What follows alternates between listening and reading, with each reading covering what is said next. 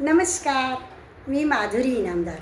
माझ्या भावगंधित गाणी या संवाद मालेतील पुढच्या गाण्यावरील संवाद आज मी आपणा सर्वांसमोर घेऊन आलेली आहे. सुमन कल्याणपूरकर आमच्या पिढीच्या भावजीवनातला त्यांना ओळखणारा रस्ता कोणता, तर त्यांच्याच आवाजातले शब्द. दवात भिजल्या जुई परी हे मन हळवे झाले म्हणणारी प्रेमिका.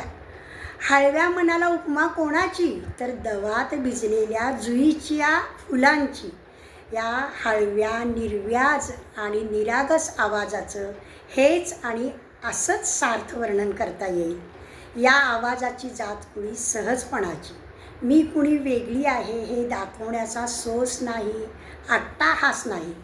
आमच्या पिढीच्या भावजीवनातलं हे एक अत्यंत हळवं नाजूक प्रकरण होतं आणि आम्ही सगळ्यांनी ते जिव्हाळ्याने जपलंही होतं. आज त्यांना श्रद्धांजली म्हणून त्यांनी गायलेल्या गाण्यापैकी एक मी हे गाणं निवडलेले आहे, ज्यातले शब्द, सूर आणि आवाज यावेळी हे ऐकताना मी प्रत्येक वेळी झपाटून जाते. राम मोरे यांचे शब्द आहेत. त्यांनी या गाण्यासाठी जे शब्द निवडलेले आहेत त्याचा आशय मनाला भिडतो. या आशयाला समृद्ध करणारं दशरथ पुजारी यांचं प्रासादिक गोड आणि उमजून दिलेलं संगीत आहे.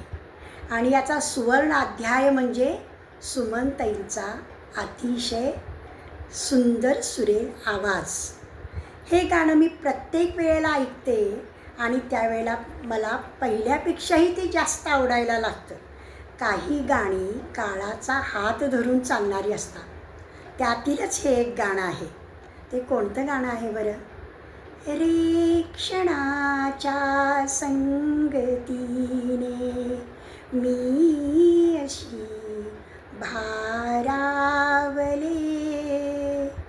वेडवेडे घेऊनिया मागुती तव धावले. रे क्षणाच्या संगतीने. हे गाणं ऐकताना प्रत्येक वेळेला समोर येतं ते मीरेचं प्रेम, तिची बेहोशी, प्रेमातली असोशी आणि एक व्याकुळ तहान. केवळ काही क्षणाच्या संगतीत प्राप्त झालेलं हे भारावलेपण आहे बरं का. आणि ते वेड घेऊन ती त्याच्या मागं धावती आहे. प्रेमाच्या उत्कट उर्मीवर स्वतःला तिनं झोकून दिले. प्रेमातला हा मुक्त आविष्कार आहे, तंद्री आहे, त्यामुळे ती धावून जाती आहे. आणि ही तंद्री प्रत्येक वेळेला मला गाणं ऐकताना आतून जाणवते. त्याचाच ध्यास, त्याचेच आभास, कुठेही जा, कुठेही पहा, सगळीकडे तोच. छंद कोणता, तर त्याचं स्मरण. गाढ जवळीक असलेली, अंतर्बाह्य लपेटून राहिलेली ही जवळीक आहे. त्यामुळे मग निंदकाचे हलाहल प्राशन करण्याचं बळही हे प्रेमच तिला प्राप्त करून देत आहे. हे समंजस प्रेम आहे, उणीवा जाणीवा याच्या पैल नेणारं. आणि प्रेमाचे ऐश्वर्य तिला काही क्षणात कळून आलेलं आहे, गवसले. आणि हे गवसणं हेच खरं प्रेमाचं सामर्थ्य आहे, हो ना. संपदा लाभो करीवा दैन्य कोरांटी परी. हा वस्तुस्थितीचा नुसता स्वीकार नाही, तर हे अंतर पार करण्याचं धारिष्ठही त्यात आहे. तृप्त मी होईन नाथा दो करांच्या कोटरी. आसक्ती आणि विरक्ती पलीकडची उन्मनी अवस्था. अगदी समाजात मानलेल्या रीतीमर्यादा पार करायला लावणारी ही अवस्था आहे. म्हणून तर या अवस्थेत झिंगलेल्या पावलांना आवर घालण्याचा प्रश्नच उद्भवत नाही. कारण त्याचं असणं, अस्तित्व हेच शाश्वत आणि तोच तिच्यासाठी दिलासा आहे. ना भीती ना जनरीतीची ही वाट आहे.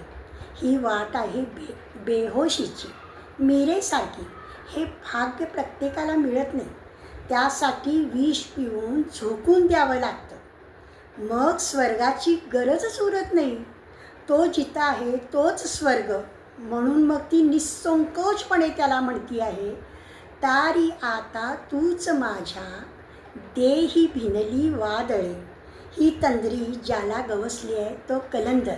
इथं लाजणं नाही आहे, खुलं, मुक्त आणि विलक्षण असं हे प्रेम आहे. हे गाणं ऐकताना प्रत्येक वेळेला असं आतून उमलून आलेलं त्या प्रेमिकेचं प्रेम जाणवत राहतं, अस्वस्थ व्याकुळ करतं. या गाण्याचा प्रत्येक शब्द बोलत राहतो, संवाद करत राहतो आपल्याशी. हे गाणं ऐकते आणि प्रत्येक वेळी मी हुरहुर अस्वस्थता अनुभवत राहते.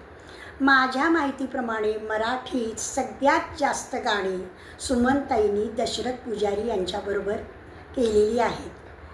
त्यातही बहुतांश गाणी मधुकर जोशी आणि रमेश आणावकर यांची आहे.